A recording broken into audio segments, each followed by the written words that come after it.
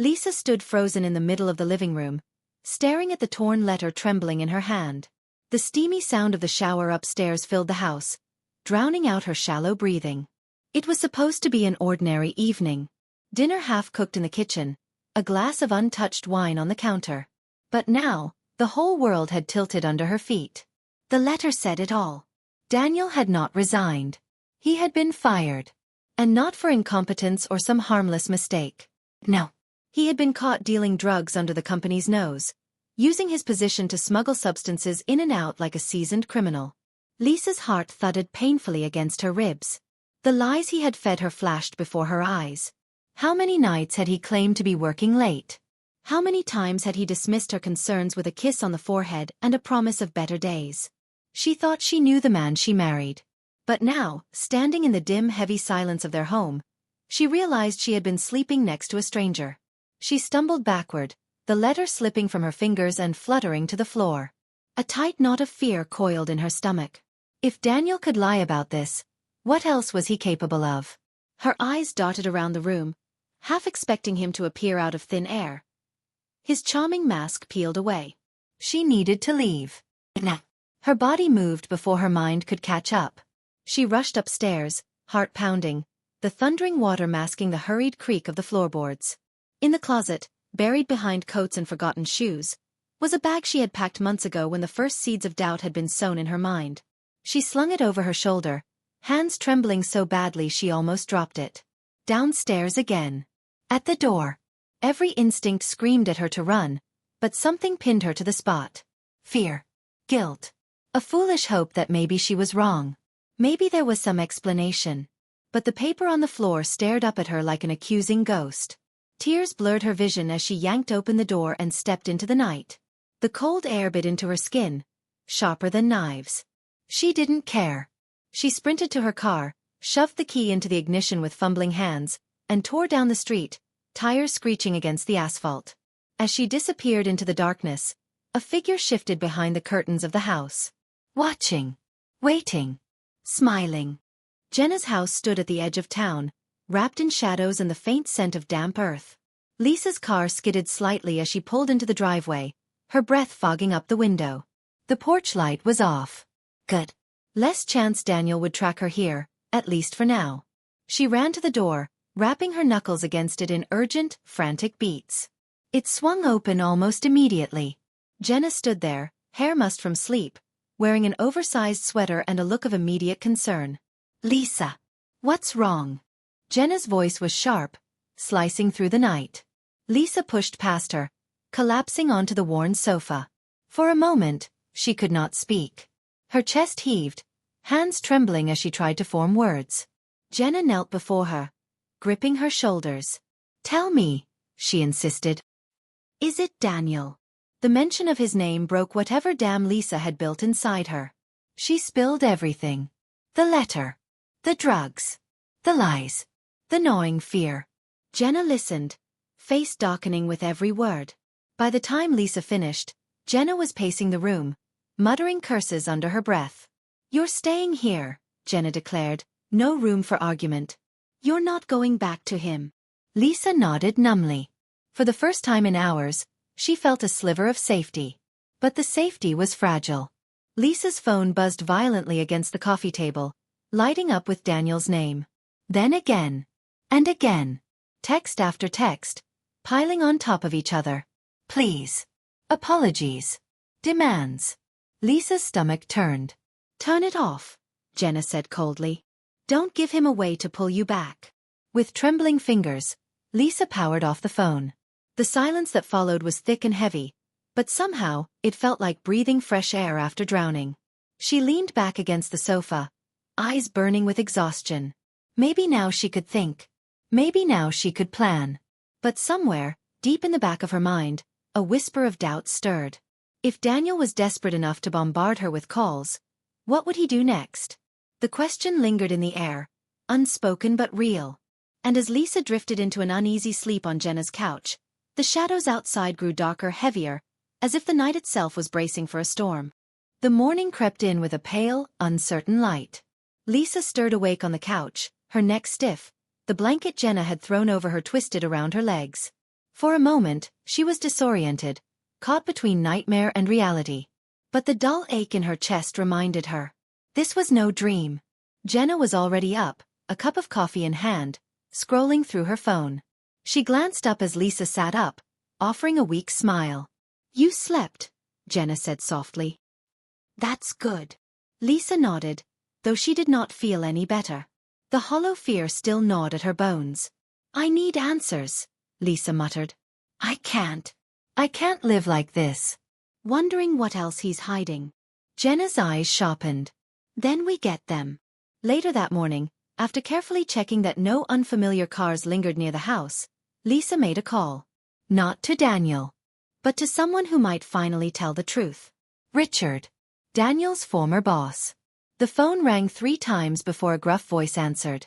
"Lisa," he said, clearly recognizing her number. "I was wondering when you'd call." Her throat was tight, but she forced the words out. "I need to know everything." There was a pause on the line. Then Richard sighed, as if carrying a burden too heavy for one man alone. "Daniel wasn't just dealing," he said. "He was covering for someone. His half-brother. Name's James. Real piece of work." Lisa froze. A half-brother. Daniel had never mentioned anyone. "James is dangerous," Richard continued. "Been in and out of trouble his whole life. Drugs. Violence. You name it. He dragged Daniel into it. I caught wind of it too late. By then, it was either fire him or watch the company get torn apart." Lisa pressed her fingers to her temple, her mind spinning. She thought she had uncovered the worst. But this, a secret family, criminal ties. It was like peeling an onion only to find rot at every layer. "Be careful, Lisa," Richard warned. "If James knows you're out, he won't let it go easily." The line went dead. Lisa sat there, the dial tone humming like a siren in her ear. Jenna knelt beside her, gripping her hand tight. "What did he say?" Jenna asked. Lisa swallowed hard. "Daniel's not the only one we have to be afraid of." The room seemed colder suddenly, the walls closing in. And somewhere, far away but getting closer, a storm was gathering, whispering her name. The afternoon was heavy with a pressing humidity that clung to Lisa's skin as she sat silently by the window. Every sound made her flinch. The rumble of a passing lorry. The sharp bark of a dog. The creak of the floorboards as Jenna moved about. Fear had sharpened her senses into knives. She clutched a mug of lukewarm coffee, her mind spiraling with questions. Why hadn't Daniel told her about James? How deep was he into this mess? And most frightening of all, what was James willing to do to keep her quiet? A sharp knock shattered the tense quiet. Lisa jumped, sloshing coffee onto her jeans. Jenna appeared in the hallway, tense, her hand hovering near the kitchen drawer where they kept a battered old cricket bat. Without speaking, Jenna moved to the door and peered through the peephole. Her face went white. "It's not Daniel," she whispered. "It's someone else." Before Lisa could react, the door shuddered under another heavy knock. Jenna swallowed, squared her shoulders, and opened it a crack. A man stood there. Tall, lean, with a wiry frame and eyes that glittered like broken glass. His hair was slicked back, his smile wrong in a way Lisa could feel deep in her stomach. "Morning, ladies," he drawled. "Mind if I come in?" "Who are you?" Jenna demanded, her voice steady despite the tremor in her hands. He grinned wider. "Name's James. I believe we have some unfinished business." Lisa's blood ran cold. James pushed the door open further with a lazy shove.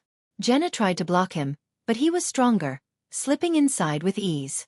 "You've caused quite the stir, sweetheart," James said, turning his predatory gaze to Lisa. "Running off like that. Hurts my brother, you know. Hurts me." Lisa stood her ground, though every instinct screamed for her to run. "I'm not going back," she said, her voice barely above a whisper. James chuckled, low and ugly. "You think it's a choice," he sneered. "Here's the deal. You go back to Daniel. Pretend none of this ever happened. Smile for the neighbors. Be the good little wife." He leaned closer, his breath hot and rancid. "Or things get very messy." Lisa's hands curled into fists at her sides. "Get out," Jenna said sharply, stepping between them. "Now." James looked amused. You've got guts, I'll give you that. He straightened, smoothing down his jacket. Think about it, he said, stepping back out into the sun. You've got till tomorrow. He winked at Lisa before sauntering away, whistling a tuneless melody. The door clicked shut behind him. Lisa slumped against the wall, heart hammering. Tomorrow. One day to decide. And the clock was already ticking. That night, Lisa barely slept. Every shadow outside the window twisted into a threat. Every creak of the house made her heart leap into her throat. Jenna stayed awake with her, sitting cross-legged on the floor, a cricket bat by her side, the two of them waiting for dawn like soldiers waiting for battle. When morning finally came, it brought no relief. Only a sense of inevitability. At 8:30, Lisa's phone buzzed. Daniel. Her fingers trembled as she answered. Lisa. Daniel's voice cracked through the line, desperate and small. Please. I need to see you. I'm sorry. I didn't know he would come to you. Lisa's throat tightened. You let him into our lives, she said coldly. You chose this. I had no choice, he whispered. Jenna gestured sharply, warning her not to give anything away. Meet me, Daniel pleaded. Just for a few minutes. Please. Alone.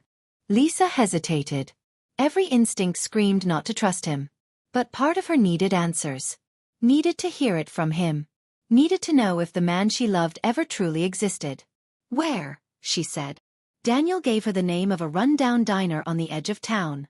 Public. Crowded. A place where James wouldn't dare make a move. Lisa agreed. She hung up, her hands shaking. Are you sure about this? Jenna asked. Lisa nodded. I need to finish this. The diner was greasy, dimly lit, the smell of fried food hanging thick in the air. Daniel sat in a booth by the window, his head down, hands wringing a paper napkin into shreds. He looked up as Lisa approached. His face was hollow, bruised with guilt and fear. You look terrible, Lisa said flatly, sliding into the booth opposite him. Daniel laughed bitterly. You should see James. He ran a trembling hand through his hair. I tried to protect you, he said. At first, I thought I could handle it. That if I did what he asked, he'd leave us alone. Lisa said nothing. But it was never enough, Daniel continued. He kept pulling me deeper. The drugs, the deals, and when I tried to get out, he threatened you. Lisa's heart twisted painfully. I should have told you, Daniel said, his voice cracking. I should have trusted you. But I was scared. I still am. Lisa leaned back, folding her arms. And now you want me to come back, she said. Pretend everything is fine. Let him control me too. Daniel shook his head violently. No. I want you to run. Far away. I'll deal with him. Lisa frowned. How? Daniel's eyes were hollow. I don't know yet. Silence hung between them, thick and suffocating. Lisa stood slowly, her chair scraping the floor. You made your choices, Daniel, she said. Now I'm making mine. She walked away, not looking back. Outside, the sun was blinding. But Lisa knew the darkest part was still coming. James wouldn't let her go that easily. Lisa's heels clicked sharply against the cracked pavement as she hurried back to Jenna's car. The sky above was a thick gray, pressing down with an oppressive weight that mirrored the fear growing inside her. She slammed the door shut and locked it immediately. Jenna leaned over from the driver's seat. Well, she demanded. What did he say? Lisa stared ahead, knuckles white against her lap. He's lost, she whispered. He wants me to run. But James won't stop. Jenna swore under her breath and started the engine. As they pulled out onto the main road, Lisa's phone buzzed again. A message. One that froze her blood. A picture of Daniel. He was tied to a chair in a filthy room, bruises blooming across his face and arms. His head slumped forward, a thin line of blood trailing from his temple. And a single line of text underneath. Come home. Tonight. Or he dies. Lisa stared at the screen, feeling like the air had been punched out of her lungs. Jenna glanced over, reading the message. Her face hardened into a mask of fury. We call the police, Jenna said at once. Lisa shook her head violently. You saw what he's capable of, she said. If he even thinks the police are coming. She couldn't finish the sentence. They sat in silence, the car humming under them, the world outside blurring into gray. Finally, Lisa spoke, her voice low and determined. We set a trap. Jenna turned to her sharply. Lisa, no. He's dangerous. I know, Lisa said. But if we don't end this now, it'll never be over. They drove back to Jenna's house in tense silence. There, huddled around the kitchen table, they made a plan. Lisa would agree to meet James. She would pretend to surrender. Pretend to come home like he demanded. But Jenna would be nearby, hidden, ready to act. Lisa's heart hammered in her chest as she typed out the reply. I'll come tonight. Alone. Tell me where. Seconds later, a new message arrived. Old Mill Road. Warehouse 17. Midnight. Lisa exhaled slowly. The trap was set. And tonight, everything would end, one way or another. The old warehouse loomed in the darkness like a broken skeleton. Rusted metal creaked in the wind. The moon barely pierced the clouds, casting the building in ghostly shades of gray. Lisa pulled Jenna's jacket tighter around her shoulders. Her palms were slick with sweat. Every step towards the warehouse felt heavier than the last. Jenna parked the car a good distance away. Hidden in the overgrown bushes near the perimeter, she crouched low, clutching a heavy wrench. Her face was tight with tension, eyes locked on Lisa. Lisa gave a small nod and moved forward alone. At the warehouse entrance, a single figure waited. James. He stood with his arms crossed, a crooked smile on his lips, his dark eyes glittering like knives. You came, he said. Lisa swallowed the lump in her throat and forced herself to walk closer.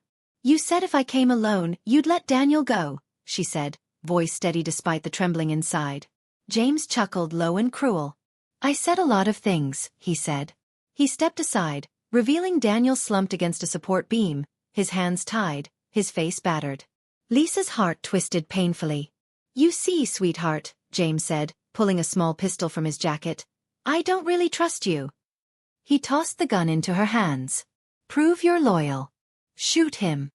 Lisa stared at the gun in horror. You want me to kill him? She whispered.